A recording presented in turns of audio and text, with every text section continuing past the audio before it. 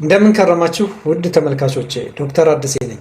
በዛሬው ዕለት ይዤላችሁ የቀረብኩት የመወያ ርዕስ ዓለምን እያነጋገረ ስለሚገኘው አዲሱ የኢቦላ ቫይረስ ዝርያ ይሆናል ማለት ነው።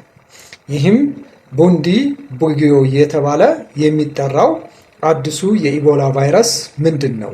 ዋና ዋና የመተላለፊያ መንገዶቹስ ምንድን ናቸው? የመከላከያ መንገዱስ ምን ይመስላል? የሚሉትን ነገሮች እናያለን ማለት ነው። እንግዲህ በአሁኑ ደረጃ በሚታይበት ጊዜ የዓለም የጤና ድርጅት የዓለም ስጋት ነው ብሎ ተናግሯል። ማለት WHO እንግዲህ እንደዚህ አይነት ፐብሊክ ሄልዝ ኢመርጀንሲ የሆኑ ነገሮች ሲፈጠሩ ለዓለም አስጊ ናቸው አይደሉም የሚሉትን ነገሮች ይተነብያል። ስለዚህ አሁን ባለው ሁኔታ WHO ወይም የዓለም የጤና ድርጅት ይህ በሽታ ለዓለም እጅግ አስፈሪና አስጊ በሽታ ነው ብሎ አስቀምጦታል። ስለዚህ በሽታ ማንኛውም ሰው ማወቅ አለበት። ስለ መተላለፊያ ዘዴዎቹ በምን አይነት መከላከል እንዳለብን ስለ እነዚህ ነገሮች ቢያንስ የተወሰነ ነገር ጥንቃቄ መደረግ ያለበት ነገር ስላለ እነሱ ላይ መነጋገር ያስፈልጋል። ከዛ በተጨማሪ እንግዲህ ቤተሰቦቻችሁ እዛ አካባቢ በተለይ ዲሞክራቲክ ሪፐብሊክ ኦፍ ኮንጎ አካባቢ ያሉ ሊሆኑ ይችላሉ፣ ኡጋንዳ አካባቢና በእነሱ አጎራባች ያሉ አስፈላጊውን ጥንቃቄ እንዳደርጉ ኢንፎርሜሽን በመስጠት ደረጃ የራሳችሁን ኃላፊነት መወጣት አለባችሁ ማለት ነው። እንግዲህ በመጀመሪያ ይሄ ኢቦላ የምንለው ነገር ምንድን ነው ስንል ኢቦላ ከሚገኙበት ቦታ የተሰጠ ስም ነው።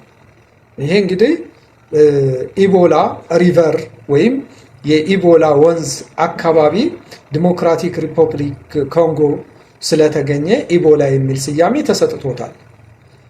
ቡንዲ ቡንጎ የሚለው የአሁኑ ደግሞ የአዲሱ ዝርያ የቫይረሱ ዝርያ ይህም ከተገኘበት ቦታ ስም ነው። ወረዳ ናት ይቺ ቡንዲ ቡጊዮ እያልን የምንጠራት የኢስተርን ኡጋንዳ አካባቢ የምትገኝ አንድ ወረዳ ናት። ይቺ ወረዳ ለዲሞክራቲክ ሪፐብሊክ ኦፍ ኮንጎ በጣም ቅርብ የሆነች ወረዳ ናት እና እዛ አካባቢ በሽታው አሁን በከፍተኛ ደረጃ እየተስፋፋ ያለበት ሁኔታ ነው እና ያለው ለዛ ነው ይሄም ስያሜ የተሰጠው ማለት ነው። ስለዚህ ይህ ከሆነ አሁን ባለው ሁኔታ በዓለም አቀፍ ደረጃ ያለው ሁኔታ ምን ይመስላል? ስርጭቱስ ምን ላይ ነው ያለው ወደሚለው በምንመጣበት ሰዓት እንግዲህ ከረንትሊ አሁን በወጣው WHO በሚያወጣው መረጃ መሰረት ዲሞክራቲክ ሪፐብሊክ ኮንጎ ላይ ወደ 516 የሚሆኑ የተጠረጠሩ ኬዞች አሉ፣ ወይም ሰስፔክትድ ኬዝ የምንላቸው ማለት ነው። ወደ 131 የሚሆኑ ደግሞ በዚህ በሽታ ሊሆን ይችላል ተብሎ የተጠረጠሩ ደዞች ወይም ሞት ተመዝግቧል ማለት ነው። ከረንትሊ ባለው ሁኔታ ወደ 33 የሚሆን ኮንፊርምድ ኬዝ አለ። ይሄ ቫይረሱ መኖሩ የተረጋገጠ ማለት ነው። እርግጠኛ የሆነ ወደ 33 ኬዞች አሉ። 4ቱ ደግሞ በዚህ ቫይረስ ለመሞታቸው እርግጠኛ ተሆኗል ማለት ነው። ይሄ ኮንጎ ብቻ ያለው ነው። ወደ ኡጋንዳ ስንመጣ ደግሞ 2 ኮንፊርምድ የሆኑ ኬዞች አሉ፣ ኢምፖርትድ ሆነው ከዲሞክራቲክ ሪፐብሊክ ኮንጎ ማለት ነው። 1 ደዝ አለ። ወደ 47 የሚጠጉ ሰስፔክትድ ኬዞች አይደንቲፋይ ተደርገዋል ማለት ነው። ስለዚህ ይሄ በሽታው በጣም እየተሰራጨ ያለ በሽታ ነው እና ወደ አጎራባች ሀገሮች ሊዛመት የሚችልበትን መንገድ ከፍ ያለ ሊሆን ስለሚችል አስፈላጊውን ጥንቃቄ ማወቅ ያስፈልጋል። ምክንያቱም ይሄን አደገኛ ያደረገው ብዙ ዝርያዎች አሉ። እውነት ለመናገር ዋና ዋናዎቹ 3 ናቸው። ይሄ የኢቦላ ዝርያ የምንላቸው የዛየር ኢቦላ የምንለው አለ፣ ዛየር አካባቢ ስለተገኘ ነው። ሱዳን ኢቦላ የሚባል አለ። የአሁኑ እንግዲህ አሁን እየተጠራ ያለው ቡንዲ ቡንጊዮ የምንለው ማለት ነው። እነዚህ ዋና ዋና ዝርያዎቹ ናቸው። ግን ይሄኛውን አስከፊ የሚያደርገው ምንድን ነው? ምንም አይነት ክትባት የለውም እና ምንም አይነት ሰፖርት የምናደርግበት መድኃኒትም ይሄ ሊረዳ ይችላል ተብሎ የታወቀ መድኃኒት የለውም። ስለዚህ አዲስ ከመሆኑ አንጻር ይሄ በጣም አስከፊ ያደርገዋል እና የሞት ምጣኔውንም እየጨመረው ሊሄድ ይችላል ተብሎ WHO ስጋት ላይ ያለበት ሁኔታ ነው ማለት ነው። ስለዚህ ይሄ አዲሱ የኢቦላ ዝርያ የሚተላለፈው በምን አማካኝነት ነው ወደሚለው በምንመጣበት ሰዓት እንግዲህ ሁለት መንገዶች ናቸው አሁን የታወቁ መንገዶች አሉ። ከእንስሳት ወደ ሰው በቀጥታ መተላለፍ ይችላል። ከሰው ወደ ሰው ዋና የመተላለፊያ መንገዱ ከሰው ወደ ሰው በቀጥታ መተላለፍ ነው። ስለዚህ በንክኪ ማለት ነው። ከአኒማል ወደ ሂውማን ወይም ከእንስሳት ወደ ሰው በምንልበት ሰዓት እንግዲህ የሌሊት ወፍ ሊሆኑ ይችላሉ፣ ሌሎች እንስሳቶች ሊሆኑ ይችላሉ፣ የዱር እንስሳቶች፣ የቤት እንስሳቶች፣ ኢቭን በግ፣ እነዚህ ነገሮች ሊሆኑ ይችላሉ እና እነሱ ቀጥታ በቫይረሱ የተጠቁ ከሆኑና ቀጥተኛ ንክኪ የሰው ልጅ እነሱ ጋር ካለው ከዛ በተጨማሪ የነሱን የተጠቁትን እንስሶች ስጋቸውን የሚመገብ ከሆነ ይሄ ቫይረስ የመተላለፍ እድል ይኖረዋል። ስለዚህ በደንብ አስፈላጊ የሆነ ጥንቃቄ ማድረግ ያስፈልጋል ማለት ነው። ከዛ በተጨማሪ ቀጥተኛ ንክኪ ከሰው ወደ ሰው ስንል ከሰው ወደ ሰው የሚያስተላልፉ የሰውነት ፈሳሾች አሉ። እነሱ ምን ናቸው ወደሚለው ስንመጣ የመጀመሪያው ደም ነው። ዋነኛው በደም ንክኪ አማካኝነት በቫይረሱ የተጠቃ ሰው ደም ሌላ ጤነኛ ሰው ከነካው እሱን ደም በቀጥታ በሽታው መተላለፍ ይችላል ማለት ነው።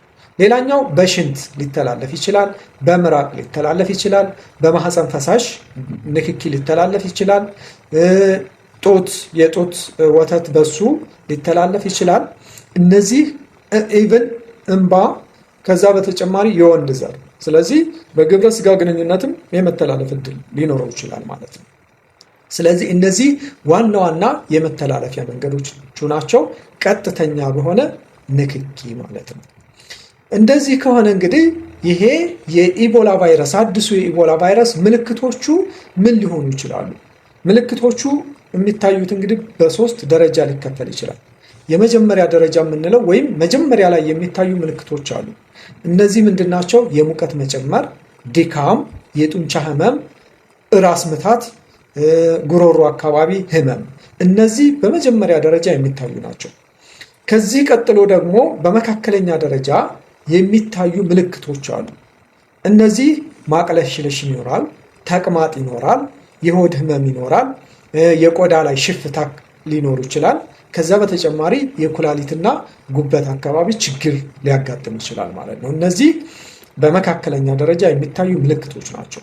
ወደ ሶስተኛ ደረጃ በሚደርስበት ሰዓት እንግዲህ የነርቭ ብዙ ጊዜ የነርቭና የመድማት ችግር ነው የሚኖረው ማለት ነው። እዚህ ደረጃ ላይ ወደ ሶስተኛው ደረጃ ምልክቶቹ ዋና ዋናዎቹ ኢንተርናል ሊሆን ይችላል፣ ኤክስተርናል ብሊዲንግ ሊኖር ይችላል። ስለዚህ በአፍ ሊሆን ይችላል፣ በአፍንጫ ሊሆን ይችላል፣ በሌላ የሰውነት ቀዳዳ ምን ሊኖር ይችላል? ደም መፍሰስ ሊኖር ይችላል። ከዛ በተጨማሪ ወደ ውስጥም ሳይወጣ ኢንተርናሊ ሰዎቹ ብሊድ አድርገው ሾክ ውስጥ ገብተው ሊሞቱ ይችላሉ ማለት ነው። ሌላው እንግዲህ የነርቭ ችግር፣ በጣም ሰውየው የባህሪ ለውጥ ይኖረዋል። ልክ ያበደ አይነት ሰው አይነት የሚያሳየው እንትን እንደዛ አይነት አለመረጋጋት፣ በጣም ሃይፐር አክቲቭ መሆን፣ እንደዚህ አይነት በቀላሉ ቁጣ፣ እነዚህ አይነት ነገሮች ሊከሰቱ ይችላሉ ማለት ነው። ስለዚህ እነዚህ በሶስተኛ ደረጃ የሚታዩ ምልክቶች ናቸው። ይህ ከሆነ እንግዲህ ዋና ዋና የመከላከያ ዘዴዎቹ ምንድን ናቸው? ይሄ ነው መሰረታዊ ነገር ማለት ነው። ስለዚህ ይሄን በሽታ ለመከላከል አንደኛ የመጀመሪያው ንጽህናን በትክክል መጠበቅ ነው። የእጅ ንጽህናን መጠበቅ ያስፈልጋል። ከተጠረጠሩ ሰዎች ጋር ንክኪ አለማድረግ በጣም አስፈላጊ ነገር ነው።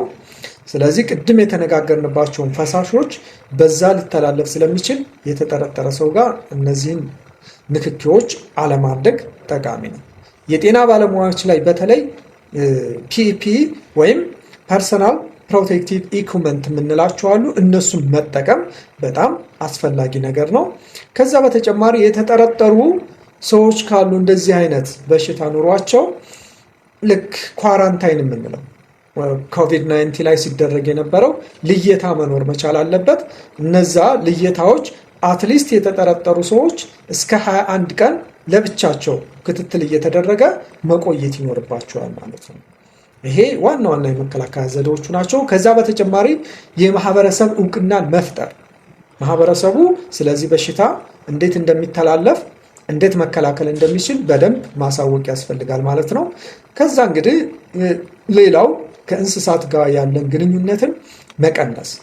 ስለዚህ በተለይ እዛ አካባቢ በኮንጎ አካባቢ፣ ኡጋንዳ አካባቢ፣ ቅርብ አካባቢ እዛ ያሉ ሰዎች እና ቤተሰብ ካላችሁ የቤት እንስሶች ሊሆኑ ይችላሉ፣ የዱር እንስሶች ጋር ያላቸውን ግንኙነት መቀነስ ይኖርባቸዋል ማለት ነው። ምክንያቱም ይሄ እንዳጋጣሚ ቫይረሱ ካለ በቀላሉ ወደ እነሱ የመተላለፍ እድል ስለሚኖረው ማለት ነው።